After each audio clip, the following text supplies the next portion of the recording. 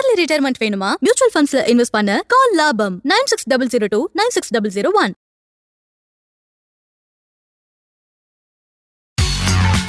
Welcome to opening bell show. வணக்கம் sir. வணக்கம் நேதா. நேற்று திங்கட்கிழமை நிப்டி 243 புள்ளிகளை இறக்கத்திலும் சென்செக்ஸ் 719 புள்ளிகளை இறக்கத்திலும் முடிஞ்சிருந்துச்சு. இன்னைக்கு சந்தை எப்படிங்க சார் இருக்கும்? ஏசியன் மார்க்கெட் எப்படி ஓபன் ஆயிருக்குங்க சார்? இந்த சந்தையின் போக்கு ரொம்ப குரூசியலான ஒரு லோ வந்து நேற்று தினம் டெஸ்ட் பண்ணதை பார்த்தோம். முக்கியமா நிப்டி நீங்க இது புரிஞ்சுக்கிறதுக்கான ஒரு பேக்ரவுண்ட் ஸ்டோரி, ஒரு பிளாஷ்பேக் பார்த்தா தான் இது ஐ திங்க் கரெக்டா இருக்கும்னு நினைக்கிறேன். ஐ திங்க் ஏப்ரல் மாதத்துல இருந்து நீங்க பாத்தீங்கன்னா ஏப்ரல் 21 அன்னைக்கு இருக்கிற ஹை வந்து 24,600. மறுபடியும் நீங்க மே 7ஆம் தேதி பாத்தீங்கன்னா ஹை வந்து 24,482. ஸோ குறைஞ்சிட்டே வரதை நம்ம பார்க்குறோம். திருப்பியும் நம்ம 26ஆம் தேதி ஜூன் 26ஆம் தேதி பாத்தீங்கன்னா 24,089. அதை தொடர்ந்து அப்படியே வீழ்ச்சி. ஸோ ஏப்ரல் மாதம், மே மாதம், இப்போதைக்கு ஜூன் மாதமும் கூட நம்ம வந்து கண்டினியூஸா லோவர் ஹைஸ் ஃபார்ம் பண்ணி இருக்கிறத மார்க்கெட்ல பாக்குறோம். ஸோ ஒரு டிசெண்டிங் ட்ரெண்ட் லைன் இருக்கிறத நம்ம புரிஞ்சுக்கிறோம். இரண்டாவது, ஸோ பிரைசஸ் இல்ல நிப்டியோடைய போக்கு வந்து ஒரு மைல்டு இறக்கத்துல தான் இருக்கிறது. பெரிய அளவுல ஒரு இறக்கம் இல்லைன்னாலும் ஒரு இறக்கத்துல தான் இருக்கிறது என்பது சார்ட்டை பார்த்தா நமக்கு தெரிஞ்சது. சரி, இரண்டாவது, நம்ம நேற்றைய தினத்துடைய ஸோ ஓவரால்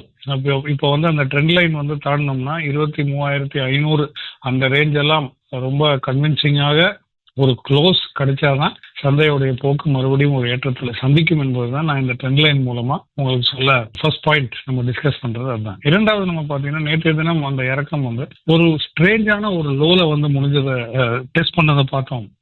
23,070 அப்படின்ற ஒரு ஸ்ட்ரேஞ்ச் லோ டெஸ்ட் பண்ணதை பார்த்தோம். இதுக்கு முன்பதாக இந்த லோல அவ்வளோ பெரிய ஆக்ஷன்லாம் ஒன்றும் நடந்ததில்லை. 23,000 அப்படின்ற அந்த 23,000 இருந்து 23,100 வரைக்குமே ஒரு ரொம்ப வீக்கான ஒரு சப்போர்ட் இருக்கக்கூடிய ஒரு ரீஜன் தான். ஏன்னா பொதுவா ஸ்ட்ராங்கஸ்ட் சப்போர்ட்ஸ் வந்து நமக்கு அடுத்து இருக்கிறது 22,988, 53, 888 இந்த மாதிரி லெவல்ஸ்ல தான் இருக்குமே ஒழிய இந்த 23,000 23,100 வரைக்குமே ரொம்ப வீக்கா சப்போர்ட்ஸ் இருக்கக்கூடிய ஒரு லெவல். ஆனாலும் நேற்றைய தினம் 23,070 அப்படின்ற ஒரு லோ டெஸ்ட் செய்து ஓரளவுக்கு பவுன்ஸ் பண்ணி சந்தை வந்து ஒரு ஏற்றத்தில் முடிகிற மாதிரி ஒரு ஃபீல் கொடுத்ததாக நம்ம பார்க்கிறோம். இந்த இதோட கேர்ஃபுல் நேச்சர், அதாவது நிப்டி வந்து 23,000 இஸ் மோர் சைக்கலாஜிக்கல் லெவல். அதுதான் ஃபர்ஸ்ட் நம்ம புரிஞ்சுக்கணும். 23,000 அப்படின்றது 23,100 வரைக்குமே ஒரு சைக்கலாஜிக்கல் சப்போர்ட்ல தான் இருக்கிறது. அந்த லெவல் டிஃபெண்ட் பண்ண வேண்டும் ரொம்ப முக்கியமாக. அப்படின்னா 23,500 அப்படின்ற ஒரு லெவல் ரெசிஸ்டன்ஸ் லெவலை டெஸ்ட் செய்து மறுபடியும் மேலே செல்லுகின்ற ஒரு பாசிபிலிட்டி நமக்கு ஓப்பன் ஆகும். சரி, மூன்றாவது, நம்ம இன்றைக்கு வந்து சந்தை எப்படி இருக்கக்கூடும் அப்படின்றத நம்ம பார்க்க போகிறோம். மறுபடியும் அந்த ரேஞ்ச் வந்து நம்ம இன்னும் ஆல்டர் பண்ண போவதில்லை. 23,070 லோ, அதே போல 23,300 அப்படின்ற ஒரு ஹை ஃபர்ஸ்ட் லெவல் ரெசிஸ்டன்ஸாக வைத்து அதை தொடர்ச்சியாக 23,440 470 இரண்டாவது ரெசிஸ்டன்ஸ், அதை தொடர்ந்து 23,500 and 530 to 560 மூன்றாவது ரெசிஸ்டன்ஸ் லெவல். முக்கியமாக இன்றைக்கு வந்து அப்கோர்ஸ் இஸ்ரேல் வந்து யூனிலேட்டரலா ஈரான் வந்து இஸ்ரேல் மீது தாக்குதலை நிறுத்தி தற்காலிகமாக நிறுத்தி உள்ளது அப்படின்றது நேற்றைய தினம் இரவில் அந்த ஒரு செய்தி வெளியிட்டதை நம்ம பார்த்தோம். ஸோ ஈரான் வந்து அவங்க நினைக்கிற நேரத்தில் தான் இந்த போர் நிறுத்தணும்ன்றதா அவங்க முதல் நோக்கமே அதுவாக தான் இருந்தது. ஸோ அதனாலதான் யுஎஸ் சொல்ற நேரத்துல எல்லாம் இவங்க வந்து போர் நிறுத்தல. பட் இப்போ வந்து இவங்க நேற்று முன்தினமெல்லாம் கடைசியாக இஸ்ரேல் மீது ஓரிரு தாக்குதல் நடத்தி நேற்றைய தினம் அதுக்கு வந்து ரிட்டாலியேஷனே வந்து இஸ்ரேல் பண்ணாமல் நேற்றைய தினம் ஈரான் வந்து அந்த போரை தற்காலிகமா இப்போது மிலிட்ரி ஆக்ஷன் இஸ் ஓவர் அப்படின்றது, அதாவது ராணுவ ஆக்ஷன்ஸ் வந்து இஸ்ரேல் மீது ஈரான் முடித்து விட்டது அப்படின்றதையும் அவங்க வந்து வெளியிட்டு இருக்காங்க. Which means that the truce அந்த பீஸ் டாக்ஸ் வந்து இன்னும் வலுவடைந்து மேபி ஒரு கன்க்ளூஷன் வந்து நமக்கு கிடைக்க வாய்ப்புகள் இருக்கிறது. அண்ட் இதன் காரணமாக ஐ திங்க் ஒரு பவுன்ஸ் பேக் நமக்கு டெஃபினட்டாக சந்தையில் எதிர்பார்க்கலாம் அப்படி என்பதையும் நான் சொல்ல கடமைப்பட்டிருக்கேன். ஸோ அதனால தான் அந்த ரெசிஸ்டன்ஸ் வந்து 23,560 வரைக்கும் நம்ம வந்து இன்றைய தினம் பேசி இருக்கிறோம்.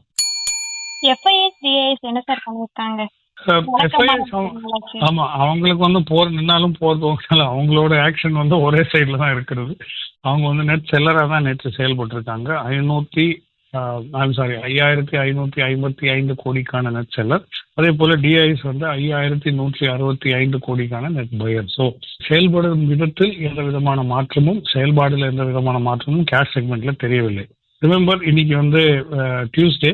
ஸோ பொதுவாக நம்ம டியூஸ்டே வந்து எஃப்என்டோ இவங்க என்ன பண்ணியிருக்காங்க இல்லை பண்ண போறாங்கன்றதை நம்ம பார்ப்போம். நேற்றைய தினம் இவங்க எஃப்என்டோல எஃப்ஐஐஸ் வந்து 1515 கோடிக்கான நெட் செல்லரா இண்டெக்ஸ் ஃபியூச்சர்ஸ்ல இவங்க இருந்திருக்காங்க. வேற டிஐஎஸ் வந்து 121 கோடிக்கான இண்டெக்ஸ் ஆப்ஷன்ஸை வாங்கி வச்சிருக்காங்க. ஸோ இது வந்து ஒரு ஸ்ட்ரேஞ்ச் திருப்பமாக இருக்கிறது. ஆல்ரெடி வெள்ளிக்கிழமை வந்து டிஐஎஸ் வந்து 2200 கோடிக்கான இண்டெக்ஸ் ஆப்ஷன்ஸை வாங்கி வச்சிருக்காங்க. ஸோ இரண்டுமே சேர்த்தோம்னா, அதாவது வெள்ளிக்கிழமை என்றும் நேற்றைய தினமும் சேர்த்து பார்த்தோமானால் ஆல்மோஸ்ட் 2300 கோடிக்கான இண்டெக்ஸ் ஆப்ஷன்ஸுக்கான நெட் பையராக இருந்திருக்காங்க.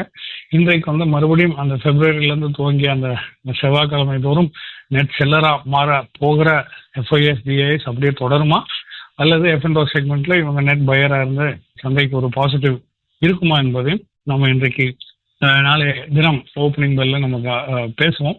பட் இன்னையோட ட்ரெண்ட் பார்த்தோம்னா எஃப்ஐஎஸ் வந்து ஆல்ரெடி செல்லிங் மூட்ல தான் இருக்கிறாங்க. கேஷாக இருந்தாலும் சரி, எஃப்என்டோவாக இருந்தாலும் சரி. டிஐஎஸ் வந்து பை மோட்ல இருக்கிறாங்க, கேஷ்லேயும் எஃப்என்டோலையும். அது இன்னைக்கு செயல்பாடு எப்படி இருக்குன்றதை நம்ம பார்க்கலாம். தங்கம், வெள்ளி, கச்சா எண்ணெய் எப்படிங்க சார் இருக்கு? கச்சா எண்ணெய் விலை வந்துட்டு இன்னும் குறையுங்களா சார்? இதுல ட்ரேடிங் ஆப்பர்ச்சுனிட்டி இருக்குங்களா? ஆமா. அதாவது நேற்றைய தினம் நம்ம இதே கேள்விக்கு நான் பதில் சொல்லும்போது முக்கியமா நான் சொன்ன காரியம் என்னன்னா, கச்சா எண்ணெய், அதாவது ஈரான் வந்து மறுபடியும் இஸ்ரேல் மீது நேற்று முன்தினம் எல்லாம் தாக்குதல் நடத்தியிருக்க காரணமாக நீங்க கூட கேட்டீங்க கச்சா எண்ணெய் விலை வந்து எவ்வளவு தூரம் ஏற வாய்ப்புகள் இருக்கிறது அப்படின்றது. பட் அதுக்கு பதிலாக நான் அந்த லெவல் சொன்னாலுமே உங்களுக்கு சொன்ன முக்கியமான காரியம் என்னன்னா, பெரிய அளவுல நமக்கு இந்த தாக்குதல் காரணமாகவும் கூட பெரிய அளவுல நமக்கு அந்த விலை ஏற்றம் நடைபெறவில்லை அப்படின்றத நான் சொன்னேன். விச் மீன்ஸ் இது வந்து ஒரு தற்காலிகமான ஒரு மூவா இருக்கலாம், இல்ல கூடிய சீக்கிரம் விரைவிலே ஒரு பீஸ் டாக்ஸ் நடந்து ஒரு பீஸ் அக்ரிமெண்ட், அந்த போர் நிறுத்தம் முற்றிலும் நடந்து விடும் அப்படி என்பது ஒரு எதிர்பார்ப்பு எண்ணெய் சந்தைக்கு இருக்கிறது அப்படி என்பதையும் நம்ம ஒரு எதிர்பார்ப்பாக பேசியிருந்தோம். அதனால்தான் அது $95-96 விட அதிகமா ஒரு பீபாக் என்ற லெவலுக்கு வந்து செல்லவே இல்லை சர்வதேச சந்தையில். நேற்றைய தினமும் அப்படின்னா இந்த ஈரான் போர் நிறுத்தம் ஆக்ஷன்ஸ் ஓவர் அப்படின்னு சொன்ன உடனே கச்சா எண்ணெயோட விலை WTI க்ரூட் வந்து $90 ஒரு பீபாக் என்றும், பிரெண்ட் க்ரூட் வந்து 93, நேற்றைய தினம் 95 அந்த ரேஞ்சிலெல்லாம் இருந்தது. அது 93 குறைந்திருக்கிறத நம்ம பார்க்கிறோம். சரி, தங்கம் வந்து $4332 ஒரு அவுன்ஸ் அப்படின்ற லெவலுக்கு ட்ரேட் ஆகி வருகிறத நம்ம பார்க்கிறோம். அங்க ஒரு இறக்கம் தான் சந்தித்திருக்கிறது தங்கத்துடைய விலையில். அதே போல வெள்ளியும் கூட $67 ஒரு அவுன்ஸ் அப்படின்ற லெவலுக்கு இறக்கம் சந்தித்திருக்கிறது. தங்கம், வெள்ளி ஒரு இறக்கம், கச்சா எண்ணெய் ஒரு இறக்கம். காப்பர் வந்து அங்கேயும் காப்பர் விலையிலுமே $6.31 per பவுண்ட் அப்படி என்ற ஒரு லெவல்ல ஒரு இறக்கத்தை சந்தித்தான் அதுவும் ட்ரேட் ஆகி வருகிறது. ஸோ சர்வதேச சந்தையில கமாடிட்டி பிரைஸஸ் கொஞ்சம் கூல் ஆஃப் ஆன மாதிரி நமக்கு ஒரு ஃபீலிங் கிடைக்கிறது, முக்கியமா தங்கம், வெள்ளி, அதே சமயத்துல கச்சா எண்ணெயும் கூட. ஸோ ஓவரால் எதிர்பார்ப்பின் அடிப்படையில இந்த போர் நிறுத்தத்துக்கான அந்த வழியில் சென்று கொண்டிருக்கிறோம், அந்த பாதையில் சென்று கொண்டிருக்கிறோம் என்ற ஒரு எதிர்பார்ப்பும் பண்டக சந்தையில கமாடிட்டிஸ் மார்க்கெட்ல வந்து நமக்கு ஒரு பிரகாசமான ஒரு அவுட்கம் தரும், இல்லை எதிர்பார்க்கலாம் அப்படின்றத எடுத்துக்காட்டாக நமக்கு இதுல இருந்து தெரிகிறது. So I think on the reducing side தான் பிரைசஸ் வந்து ஒரு ஏற்றத்தை பெரிய அளவில் சந்திக்கவில்லை. இன்னைக்கு என்னென்ன பங்குகளை கவனிக்கணும் சார்? ஓகே, நேற்று வந்து 23070 அப்படின்ற ஒரு லோ நிஃப்டி சந்தித்தனால வேல்யூ பையிங் பெரிய அளவில் அங்கே நடந்திருக்க வாய்ப்புகள் மிகவும் அதிகம். அதே போல ஹை டெலிவரி கேஷ் செக்மெண்ட்ல நடந்திருக்கக்கூடிய ஒரு சில பங்குகள் வந்து Uno Minda, ICICI Pru Life Insurance, HDFC AMC, ICICI General Insurance, Marico, LIC Housing Finance, HDFC Life, Chola Finance, Kotak Bank, NTPC. நீங்க கவனிச்சீங்கன்னா இந்த லிஸ்ட்ல ரொம்ப முக்கியமா இன்சூரன்ஸ் கம்பெனிஸ், ஒரு சில மோஸ்ட்லி இன்சூரன்ஸ் கம்பெனிஸ் பெரிய அளவுல இங்க பை பண்ணியிருக்காங்க லோவர் லெவல்ஸ்ல. Very strange. இன்சூரன்ஸை ஒரு ரிஸ்க் ப்ரொடெக்ஷனுக்காக யூஸ் பண்ணல, ரிஸ்க் மிட்டிகேஷனுக்காக யூஸ் பண்ற ப்ராடக்ட் சந்தையிலுமே கூட அந்த மாதிரி ப்ராடக்ட்ஸ் இப்போ அதிகமாக வாங்கியிருக்காங்க. அதுக்கு காரணங்கள் இருக்கு. But I think it is good for us to note that பெரிய அளவில் இன்சூரன்ஸ் கம்பெனிஸ்ல தான் நேற்றைய தினம் ஈக்விட்டி செக்மெண்ட்ல பெரிய அளவில் டெலிவரி நடந்திருக்கு. ஓகே, லாங் பில்டப் அப்படின்னு பார்க்க போனால் நேற்றைய தினம் நம்ம பெரிய அளவில் நடந்திருக்கக்கூடியது வெறும் 5 பங்குகள் மட்டுமே. ஸோ எக்ஸ்பெக்டேஷன் வந்து லாங் சைடில் அவ்வளோ தூரம் இல்லை அப்படின்றத நம்ம சொல்லிக்கலாம். பெரிய அளவில் லாங் பில்டப் நடந்திருக்கிறது எஃப்என்ஓ செக்மெண்ட்ல எம்பசிஸ், டெக்ஸ் மஹிந்திரா, ஆல்கம், நாக்ரி, அதே போல Bombay stock exchange, BSE. Short buildup பெரிய அளவு நடந்திருக்கிறது. ஆல்மோஸ்ட் 100 பங்குகள் கொண்ட ஒரு பட்டியலில் பெரிய அளவு நம்ம அந்த லிஸ்ட் பார்த்தோம்னா ஆல்மோஸ்ட் 100 ஸ்டாக்ஸ் ஷார்ட் பில்டப் நடந்திருக்குது F&Oல. அதில் இருக்கக்கூடிய ஒரு சில பங்குகள் வந்து Nippon Asset Management, LTF, Divi's Lab, Muthoot Finance, IEX Indian Energy Exchange, இதுபோல் Hindustan Unilever, Angel One, IREDA, Force Motors. So இவ்வளோ தூரம் எக்ஸசிவாக ஷார்ட் பொசிஷன் பில்ட் ஆகும்பொழுது அந்த குறிப்பிட்ட சப்போர்ட் நேற்றைய தினத்தோட லோவை விட எல்லாம் சந்தை இன்றைக்கு குறைவாக செல்லவில்லை என்றால் ஷார்ட் கவரிங் நடக்கும். ஷார்ட் பொசிஷன்ஸ் கவர் ஆகி ஒரு ரொம்ப ரேப்பிடான ஒரு பவுன்ஸ் பேக் கிடைக்க ஒரு வாய்ப்பும் இருக்கிறது. கவனமாக இருங்கள். நிறைய விஷயங்களை பத்தி ஷேர் பண்ணிருக்கீங்க சார். நாளைக்கு சந்திப்போம் சார். நன்றி சார். தேங்க்யூ. சீக்கிரமா ரிட்டையர் ஆகி லைஃப் என்ஜாய் பண்ணணுமா? நிபுணர்களின் துணையோடு மியூச்சுவல் ஃபண்ட்ஸ்ல இன்வெஸ்ட் பண்ண கால் லாபம் 9600296001.